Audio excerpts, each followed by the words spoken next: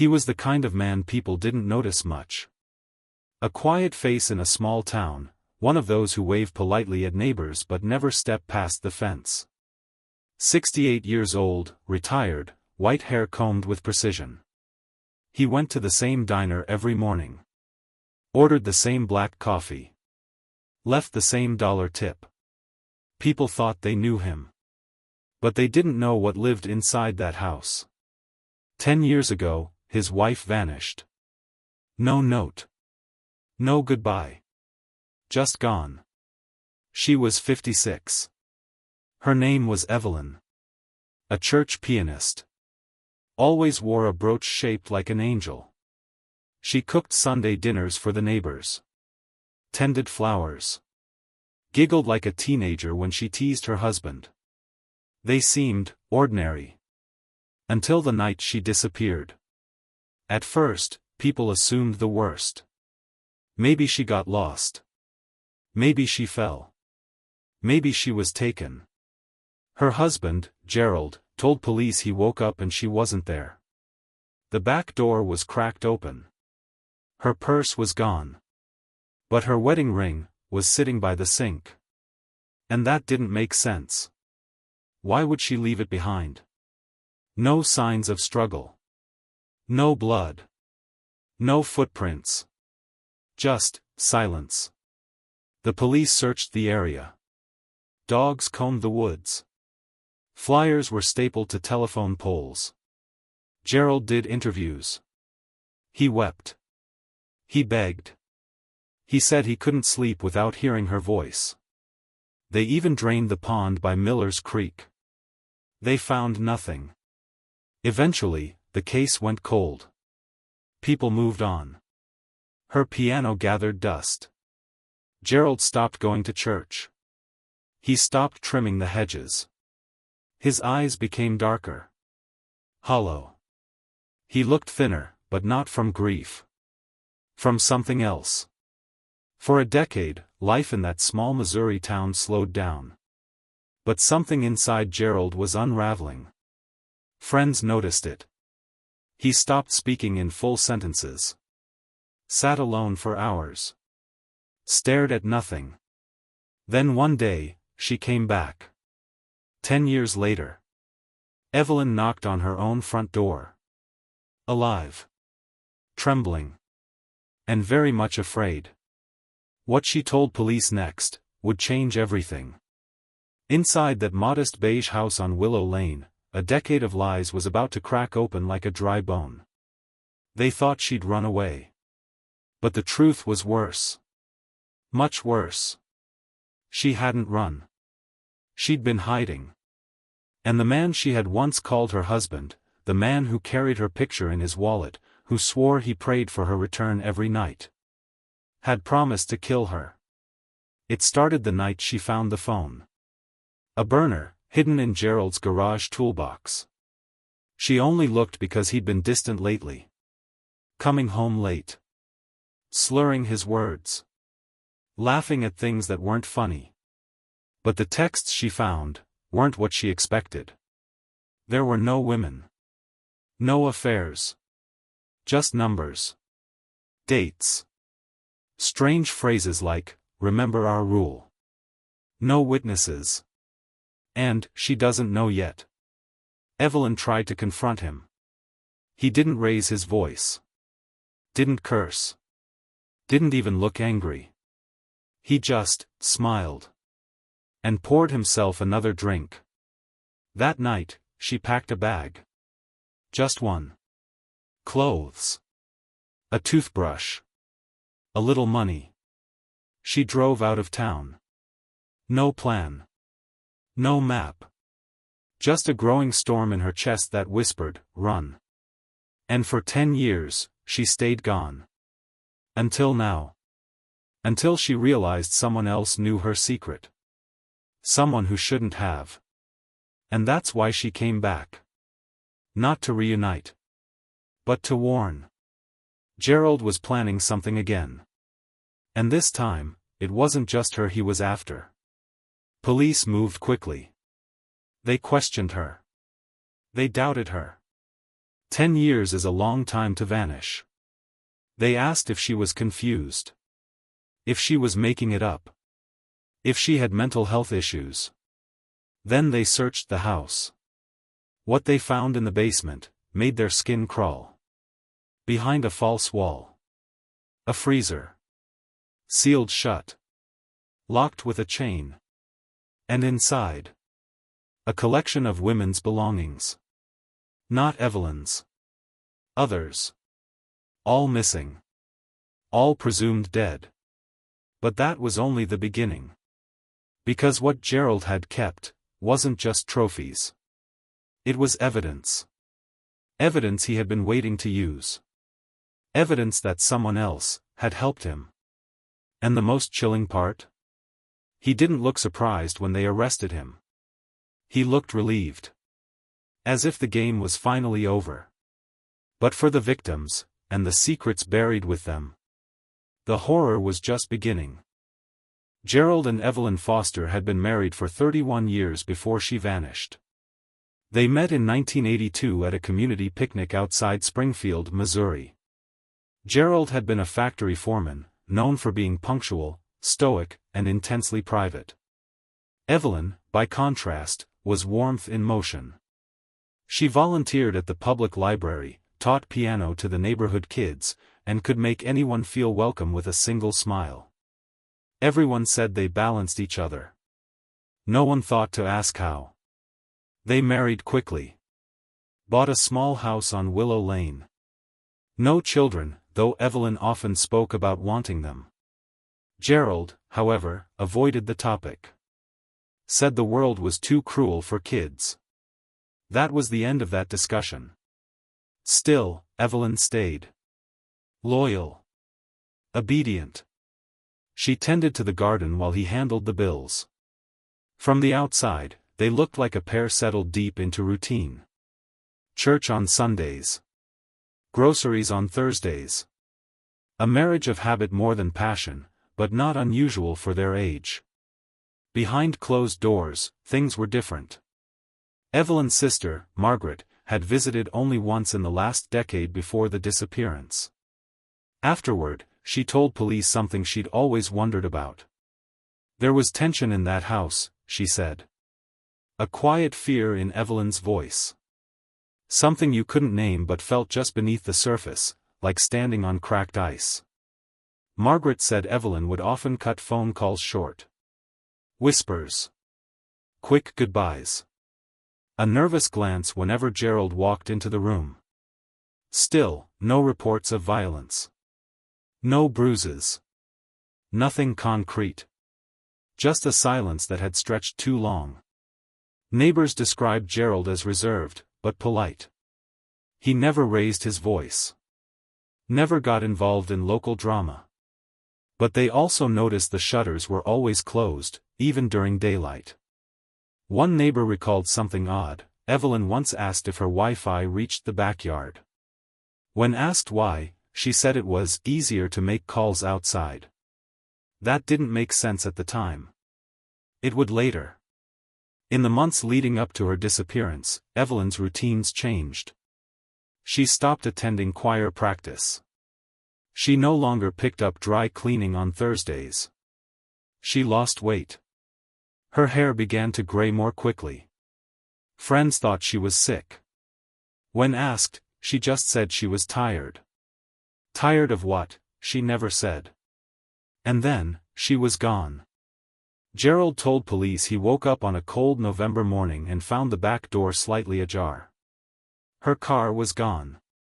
Her wallet was gone. But her wedding ring sat on the sink beside the kitchen window, as if removed in a moment of silent finality. Detectives examined the house. Nothing appeared stolen. There were no signs of forced entry. No blood, no broken glass, no indication of foul play.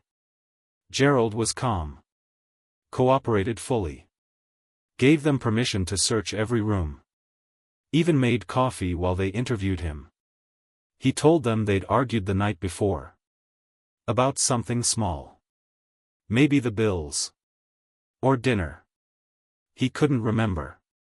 He said Evelyn had been moody lately.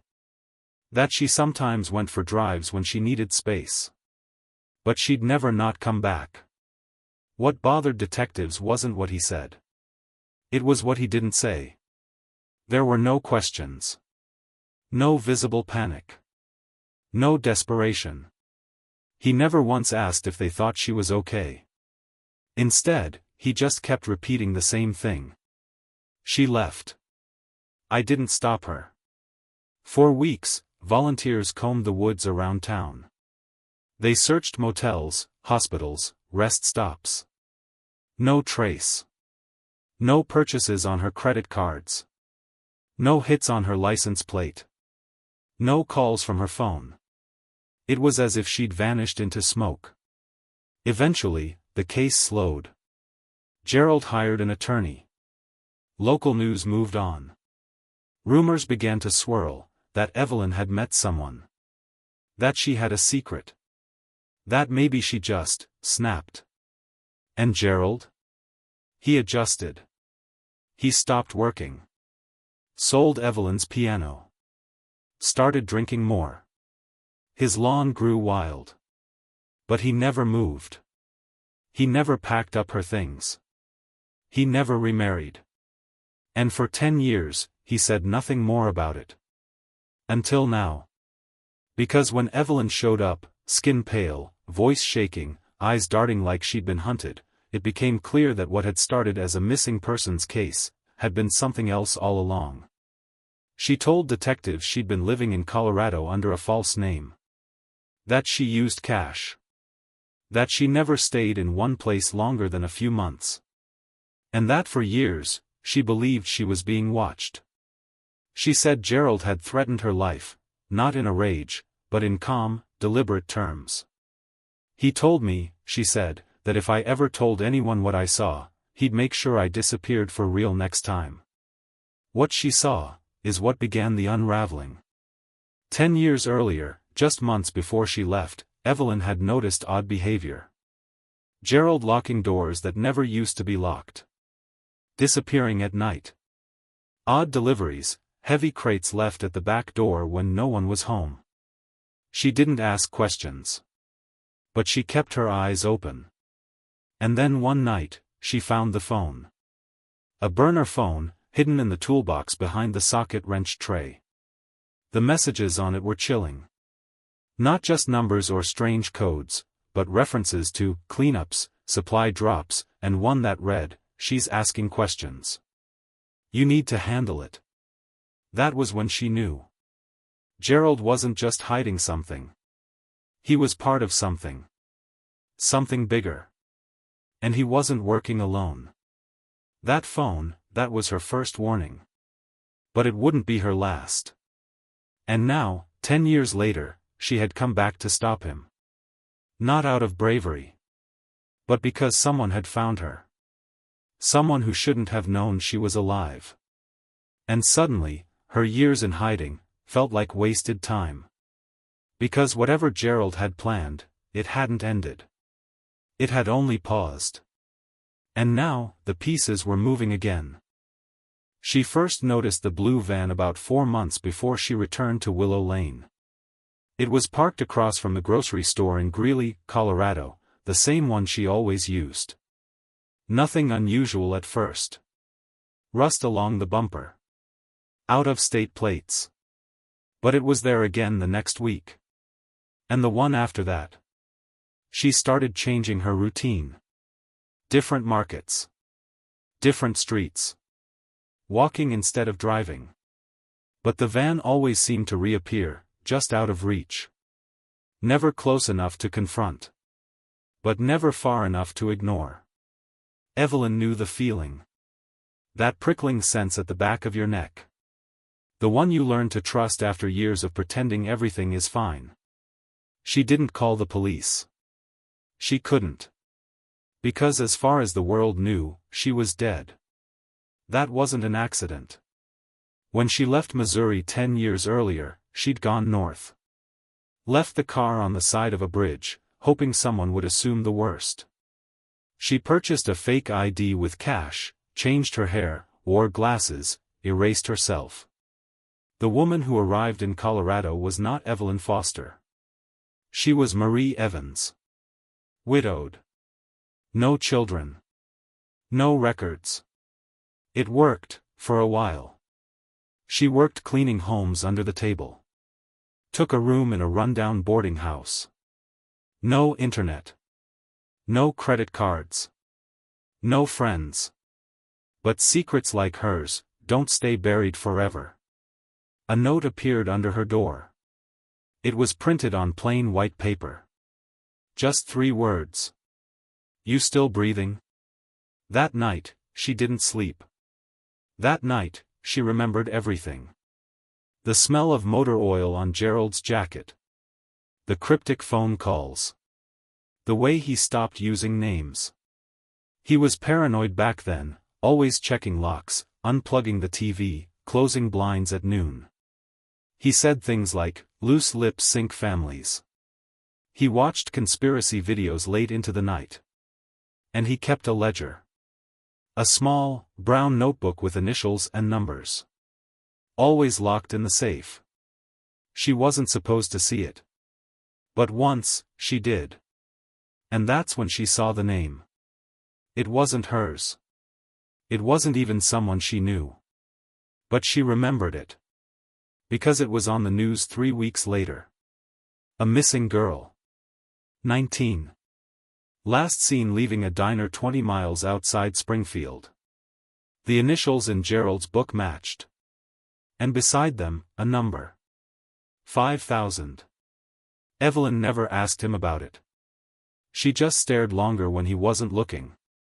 Watched him laugh at nothing. Smirk at crime shows like they were comedy. Walk into the basement and not return for hours. Something wasn't right. Then came the box. It arrived in a plain brown package addressed to Gerald. She found it while taking out the trash. Curiosity got the best of her. She opened it. Inside, gloves, heavy-duty trash bags, rope, and a plastic sheet. No receipt. No sender. He never mentioned it. Just took the box into the garage that night without a word. That's when she knew, she couldn't stay. Not just because he might hurt her, but because she finally believed he had already hurt others. The evidence was never conclusive. No bodies. No confessions. But Evelyn had lived in the shadows of Gerald's mind for 3 decades. She recognized evil when it smiled at her. And then came the worst part. A name she hadn't heard in years resurfaced. Rick Calder. A man from Gerald's past. A co-worker from the factory days. Fired in the late 90s after an OSHA investigation. Disappeared soon after. Rumors were he had been involved in something, trafficking, extortion, but nothing ever stuck. She remembered the name because Gerald used to refer to him only once, and always in a whisper. Rick knew how to solve problems. She thought it was just talk. Until she saw it again. This time, in a newspaper obituary. But not for Rick. For his daughter. Missing 2 years. Found in a shallow grave outside Omaha. No suspects. No arrests. The night Evelyn read the article, she remembered the necklace, the one she found under Gerald's workbench. A silver locket with the letter R etched on it. She had thrown it away. But now, she wished she hadn't. Because the more she looked back, the more she realized, the crimes hadn't been spontaneous. They were systematic. Calculated. And somehow, connected. That's why she returned. Not just to expose Gerald. But to end the network she now believed he was part of. Because something told her, he wasn't the worst of them. He was just the most careful. She told the police everything, the van, the note, the phone, the box. But what caught their attention most, was the name she dropped at the end of her statement. A name they hadn't heard in 20 years. Daniel Marks. A corrections officer at Greene County Jail in the early 2000s. Transferred suddenly. Disappeared from public record in 2007. Rumors said he'd been taking bribes. Smuggling in contraband. But Evelyn had another theory. She believed Gerald knew him.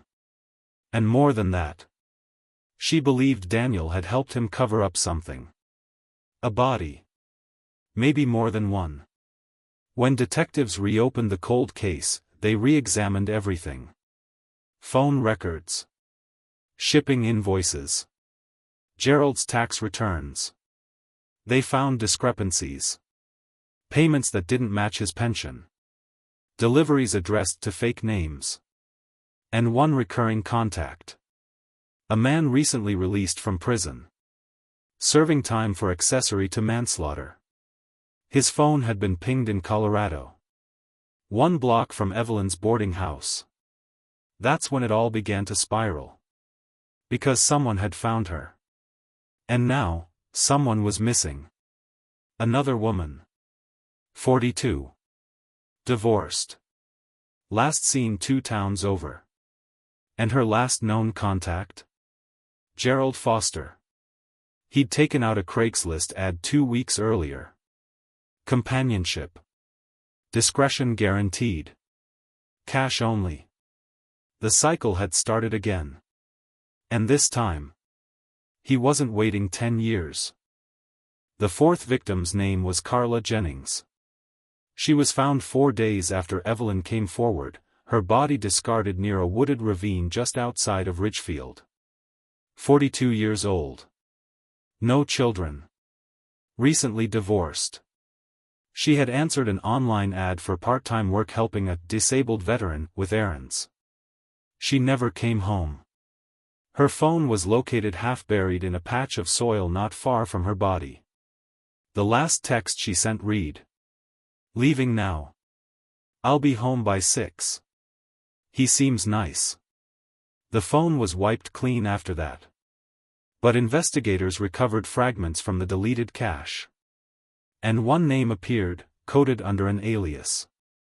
Gerald Foster. They brought him in the next morning. He didn't resist. He didn't even flinch. Just looked up from his recliner, sipped from a glass half full of bourbon, and said, "Took you long enough." Inside the house, detectives began a systematic search. They catalogued everything, receipts, bank statements, items in the garage, every drawer and cabinet. But it wasn't until they reached the basement that the story began to darken. Behind an old water heater, a panel. Not wood. Sheet metal. Camouflaged to look like part of the wall. When they pried it loose, the smell hit first. Inside was a storage compartment no larger than a closet. And within it, evidence. A woman's earring. A faded Polaroid. Hair ties. Bits of clothing. A partially burned notebook. Zip ties. Gloves. Most chilling of all, a bag of driver's licenses. 7 of them. All belonging to women who had disappeared within the past 15 years, across 3 different states. None of them previously linked to Gerald Foster. Until now. Evelyn had been right. This wasn't one man's descent into madness. This was something else. Something structured. Someone, or some group, had been helping him. A name scrawled into the notebook kept appearing, DM. Daniel Marks. Police traced every last connection. And they uncovered a shell company registered out of Louisiana, founded in 2009, used to rent storage units under aliases. One of them, rented by M. Daniel, had been vacated 2 weeks earlier. Inside, investigators found cleaning supplies, industrial plastic sheeting, portable coolers, a burner phone, and dozens of SIM cards. But it wasn't the supplies that made the lead detective leave the room and vomit. It was the photograph. A grainy, low-resolution image, printed in black and white, of 5 women standing in a line. 4 of them had been reported missing. The 5th was Evelyn Foster. Standing at the end. Blindfolded. Hands tied. Smiling. Not a real smile, but the forced, terrified kind you give when a camera is pointed at you and someone has a weapon just out of frame. They dated the image to 2012. The same year Evelyn vanished. When they showed her the photo, she went silent. For a long time. Then, she confirmed what they feared. Yes, that was real. Yes, she remembered it. And yes, Gerald had taken it. But he wasn't the one holding the camera. Someone else was there that night. Someone she'd never seen before. A man who never spoke. Who wore gloves. Who passed instructions to Gerald on a folded piece of paper, and then left without a word. She said that was the moment she decided to run. Because up until then, she believed Gerald was just dangerous. Maybe broken. Maybe sick. But when she saw that stranger in her home, treating her like a transaction, like she was being documented, prepared, catalogued, she knew it wasn't just him. She knew she was part of something darker. A market. An arrangement. And for the past 10 years, she had carried that secret, believing no one would ever believe her. That she'd sound insane. That she'd be locked away, dismissed, discredited. But now, the evidence was real. And Gerald, now in custody, handcuffed to a steel chair in a dimly lit room, wasn't denying anything. He just stared at the wall. Smiling faintly. He said only one thing during the first 3 hours of interrogation. Not all of them were mine. He wasn't boasting. He was warning. Because when they pressed further, names, locations, details, he stopped answering. He simply leaned back and began to hum. A soft, tuneless melody. Detectives grew more desperate. They pushed photos. Showed him Carla Jennings. Asked if the morning police entered 147 Willow Lane, it was silent. No birds. No footsteps. Just the soft whine of wind pressing against the siding. Gerald Foster stood in the living room, dressed in a pressed collared shirt, sleeves buttoned tight. He didn't resist. Didn't ask why they were there. He simply looked up from the armchair where he sat, eyes gray, and said, "I figured it was time." They read him his rights. He nodded.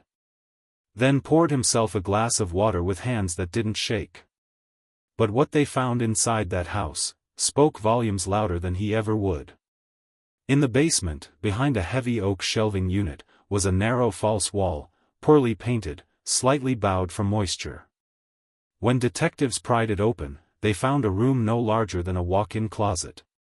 No windows. One dangling bulb. A cot. A camera. And a chest freezer.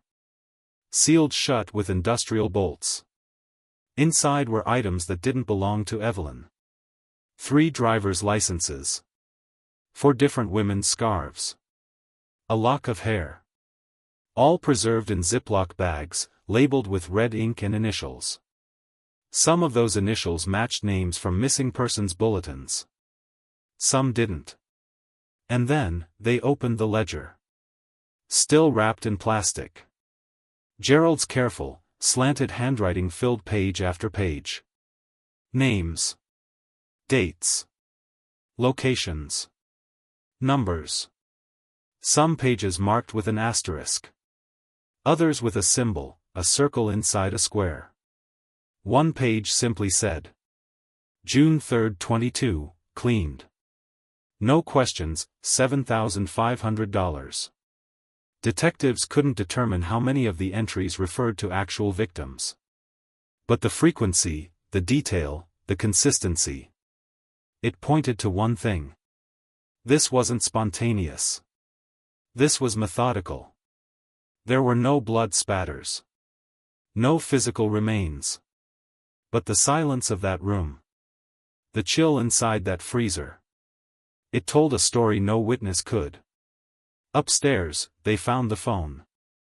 Different from the one Evelyn had discovered years before, this one was newer. hidden inside the hollow of a false electrical outlet in Gerald's study. On it, messages stretching back 3 years. All from one contact, unnamed. East Lot. Sunday. No surveillance. Do not speak. She's compliant. Same fee. No evidence. One message, dated only a week before the raid, read. You sure she's gone? I can't afford mistakes again. Police traced the burner's signal history. One of the last pings came from outside Boulder, Colorado, 2 blocks from Evelyn's final apartment. It wasn't just paranoia. Someone had followed her. And Gerald wasn't working alone. But the true horror hadn't yet surfaced. That came 2 days later, in a shed behind the property, one that had been overlooked during the initial search. Inside, they found a tarp. Blood-soaked. And buried beneath the floorboards, a woman's shoe. Small. Red.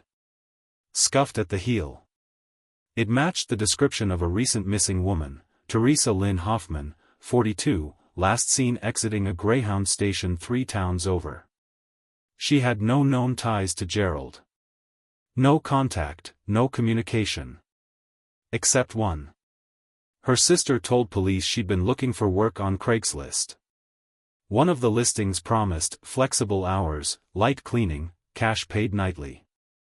When police tracked the IP address from the posting, it linked to a VPN. But the payment routing number, a slip in an otherwise clean trail, came back to a dummy corporation out of state. The director of that corporation? Daniel Marks. The former corrections officer Evelyn remembered from years ago. Now suddenly connected. A web of fronts. Money transfers. Ghost contacts. This was no longer just a case of domestic violence. This was a ring. And Gerald Foster was the key. During questioning, he remained composed. He admitted nothing. But the details he left out were louder than the answers he gave. Detectives asked if he knew Teresa Hoffman. He said, people come and go. They asked if he recognized the names in the ledger. I write things down, he replied. Helps me stay organized. They asked about the freezer. He blinked once. It's a cold world, he said. Then leaned back. And smiled. It was Evelyn who broke the next part of the case. She remembered a phrase Gerald used when he thought she wasn't listening. White fern. It sounded like nothing. A street name. A flower. But when police searched it, they found an abandoned strip of property outside Lebanon, Missouri. Registered to a defunct hunting club. When they arrived, the building had collapsed in part. Mold, debris, animal remains. But under the floorboards, buried in lime, were bones. Several sets. Only one was fully intact. Female. Mid-30s. DNA confirmed it within days, one of the women whose ID was found in Gerald's freezer. Her name had never even made the news. Police believe she'd been missing for over 9 years. Unreported. Unnoticed. Like she'd never existed. The autopsy revealed the cause of death, blunt force trauma to the head. No defensive wounds. No sign of restraint. Fast. Efficient. Cold. Gerald was charged with multiple counts. Murder. Kidnapping. Conspiracy. But the deeper they dug, the more they found. Wire transfers tied to names never connected to him before. Photos. Coordinates. And one note, hand-scrawled, torn from a notebook. Don't forget. The girl in Tulsa talks too much. They hadn't even heard about a missing girl in Tulsa. Not yet. And suddenly, the weight of it all came crashing down. This wasn't a man who snapped. This was a man who planned. Who hunted. And who never, ever worked alone. The forensics team worked for 13 straight hours inside the Willow Lane property. They catalogued everything, every scrap of paper, every wire, every photograph. They lifted fingerprints from the freezer lid, from the plastic bags, from the hidden wall panel. But they weren't just Gerald's. There were at least 2 other sets of unidentified prints. One matched no one in the system. The other, partial and faint, came back with a hit. Daniel Marks. The man who hadn't been seen publicly in almost 18 years. The former corrections officer. The one Evelyn feared more than anyone. Now, with this new evidence, the case was no longer local. The FBI took over. They suspected a network. A series of trades, people, favors, information, buried deep beneath layers of old factory contacts, corrupted law enforcement, and the broken silence of women no one had ever looked for. They called it a criminal ecosystem. And at the center stood Gerald Foster. He didn't confess. Not directly. But in one of his interviews, when asked about the connections to other missing women, he said, "You know how some folks like puzzles? Once you finish one, it's hard not to start another." Then he chuckled. And went quiet. The deeper the agents looked, the more twisted it became. Every woman found, every trace, seemed to tie back to a particular timeline. Roughly every 18 to 24 months, someone disappeared. Always a woman. Always with a certain profile. Mid-30s to early 40s. Alone. Often recently relocated. No strong ties to family. And always within a 2-hour radius of a bus terminal or highway junction. These weren't spontaneous crimes of passion. They were selections. Calculated, timed, and coordinated. Evelyn was almost one of them. But her crime was knowing too much. She had been the one variable Gerald hadn't anticipated fully. The one person who noticed the pattern early enough to escape it. And even 10 years later, he had tried to finish what he started. But it wasn't just her safety that brought her back.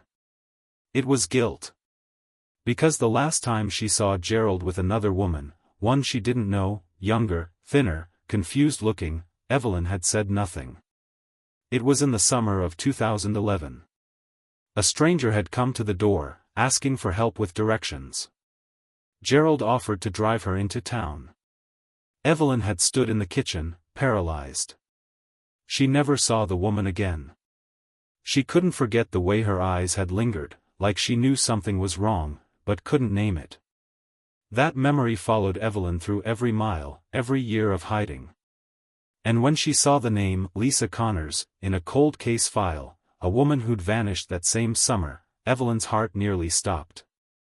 The sketch artist's drawing matched the face from her memory almost exactly. Lisa's body was never found. But her earring was. In a creek bed, not far from White Fern. That piece of evidence, alongside Evelyn's statement, reopened a case file long considered dormant. And it put another charge on Gerald's record, suspected involvement in the disappearance of Lisa Connors. A deeper dive into Gerald's financial records revealed something else. A pattern of deposits, large, consistent, always in cash, traced through multiple shell corporations, all connected to a now-dissolved security firm once based in Branson. That firm? Marks Protective Services. Headed by Daniel Marks. Gerald had been receiving money for years. Some for consulting. Some for recovery. And one marked simply, transport. The words were vague. But when paired with the ledger found in the basement and the frequency of disappearances, it became clear. Gerald wasn't acting alone. He was an operative in a larger machine. A predator in a pack. And the more they uncovered, the more faces they saw. Men. All connected through old factory work, old law enforcement records, or corrections. All unremarkable. All forgettable. But together, responsible for what may be dozens of missing women. The FBI began matching timestamps, movements, GPS logs, even tire tracks. One particularly disturbing find was a drone recording, recovered from a cloud backup linked to one of the burner phones. It showed a woman walking to her car in a dimly lit parking lot. The file was named Target 14. Her name was Melissa Hargrove. Missing since 2021. She was never found. But the footage was clear. And the license plate that passed through frame seconds before she vanished, matched Gerald's Ford Ranger. He had been watching. They all had. It was Evelyn's information that gave them the edge they needed. Her recollections. Her timelines. Her quiet, fragile testimony held more weight than anyone expected. Because she had lived in the belly of it. Sat across from it at dinner. Watched it polish silverware. And when the trial began, her voice was the first the jury heard. She didn't cry. She didn't pause. She simply said, "I stayed alive because I ran. But I speak today, because I didn't want to die with the truth still buried." The prosecution presented the ledger. The forensic results. The burner phones. The evidence from the shed. The names of the women. The strange coded messages. The network. They called it a modern-day trafficking ring. Domestic. Hidden in plain sight. Built not on brute force, but on invisibility. On men no one noticed. On women no one looked for. And Gerald Foster was the face of it. Calm. Soft-spoken. Methodical. And capable of monstrous silence. The jury stared at him as the charges were read. He didn't look back. He just adjusted his glasses. And smiled. The trial of Gerald Foster was held under tight security at the Greene County Courthouse. Local media dubbed it the Willow Lane Murders, though no single charge captured the full gravity of what was unfolding in that courtroom. By the time proceedings began, Gerald faced 15 separate charges, including 4 counts of first-degree murder, 3 of kidnapping, multiple charges of conspiracy, and 1 charge related to unlawful disposal of human remains. But those were just the official counts. The unofficial number, the number whispered in hallways, hinted at in press conferences, hovered somewhere much higher. Too high to face. Too high to prove. The prosecution opened with photographs from the freezer. Plastic bags. Locks of hair.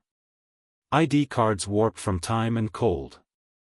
The prosecutor didn't raise his voice. Didn't gesture dramatically. He simply laid out the facts.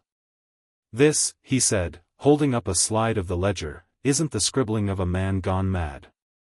This is the record of someone who believed what he was doing had structure. Logic. Purpose. He made a plan. And he carried it out, again and again." Evelyn was their first witness. She stepped into the box with a scarf around her neck, not for fashion, but for comfort. Her hands trembled slightly, but her voice did not. She told them about the burner phone. The ledger. The boxes. But what stayed with the courtroom, what made even the bailiff shift in his seat, was her memory of that last night. "He poured himself a drink," she said, eyes locked ahead. "Then told me, in the calmest voice, 'Don't worry. No one will find you. Because no one's looking.'" Gerald didn't react. Not to her. Not to anyone. The defense attempted a strategy of fragmentation. They claimed the ledger was fiction, a collection of musings and fantasy. That Gerald had suffered cognitive decline. That Evelyn's memory, after so many years, couldn't be trusted. That the forensic trail was circumstantial. But there were too many pieces.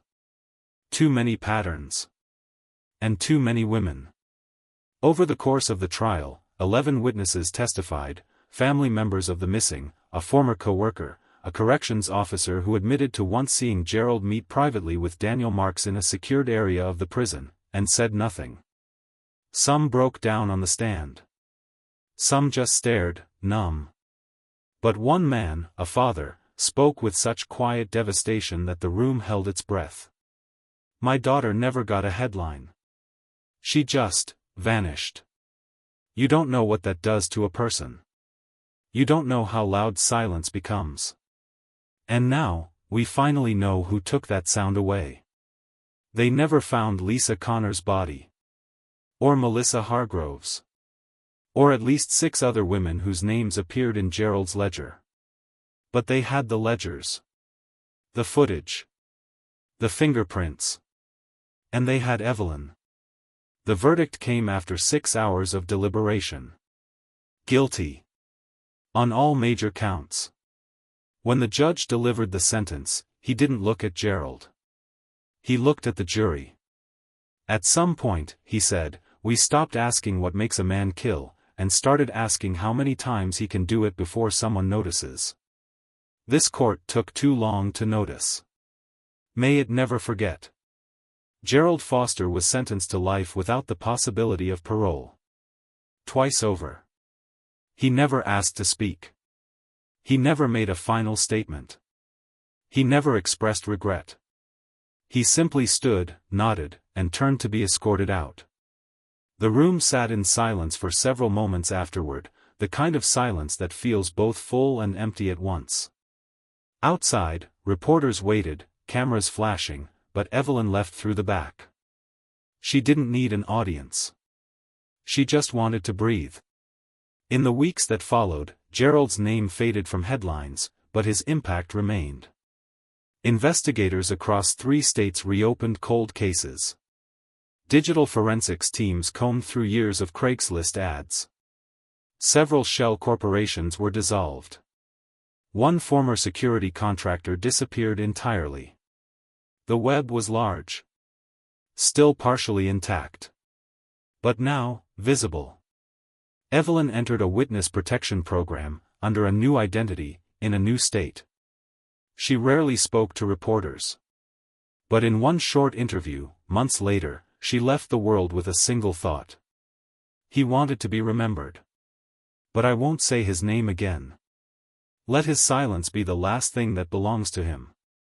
The town of Willow Lane, once just a quiet dot on the map, became synonymous with a question far bigger than itself. How many others had smiled at monsters? How many others had missed the signs? And how many lives had passed, unnoticed? One neighbor said it best. "We thought he was just another old man. But now, every time I pass that house, I think of how quiet it used to be. And I wonder if we mistook quiet for peace." The house at 147 Willow Lane still stands. Windows boarded. Lawn overgrown. A rusting mailbox leaning to one side. It's become something of a ghost story for the neighborhood kids. A place they dare each other to walk past after sunset. Some say you can still see a light flickering in the basement. But the real darkness isn't in the walls. It's in the memory of what happened inside. Gerald Foster died 6 months after his sentencing. Heart failure. No final words. No visitors. Just a folded paper in his prison cell, blank, except for a single hand-drawn circle within a square. No one ever figured out what it meant. Or if it meant anything at all. The investigation into his network continued long after his death. More names surfaced. More cold cases warmed. But some leads led nowhere. Others ended in dead ends, missing files, burned records, untraceable accounts. Daniel Marks was never found. He remains a federal fugitive. Some say he died years ago.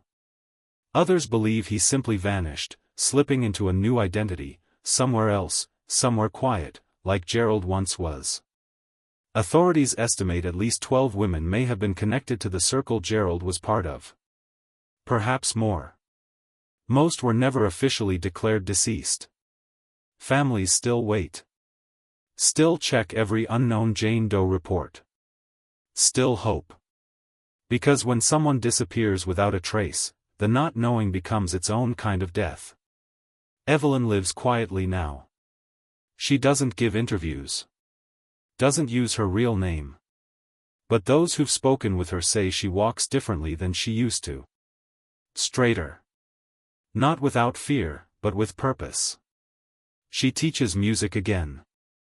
Simple things, piano scales, children's melodies. She says it helps her remember who she used to be.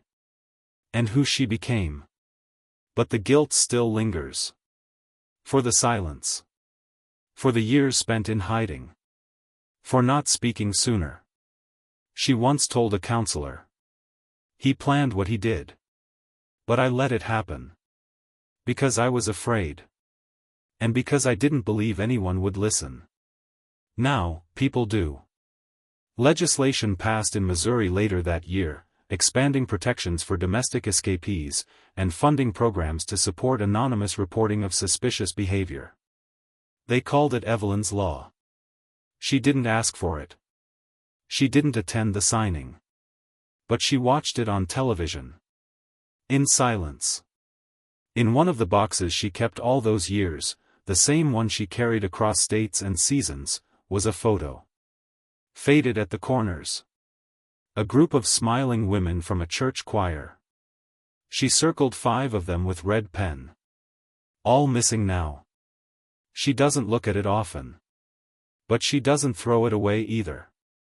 Sometimes, survival means carrying the weight of those who didn't. Sometimes, it means never forgiving yourself for making it out alive. And sometimes, it simply means making sure their names aren't forgotten. Because Gerald Foster wanted silence. He wanted obedience. He wanted invisibility. And for a time, he got all 3. But in the end, the truth didn't stay buried. It knocked on his door. Just like Evelyn had. And it never left. Sometimes, what you hide can kill you. Or someone else. So ask yourself. What would you do? If the person you loved most turned out to be the one you should have feared all along? Subscribe for more stories like this. Real. Disturbing. Unforgivable.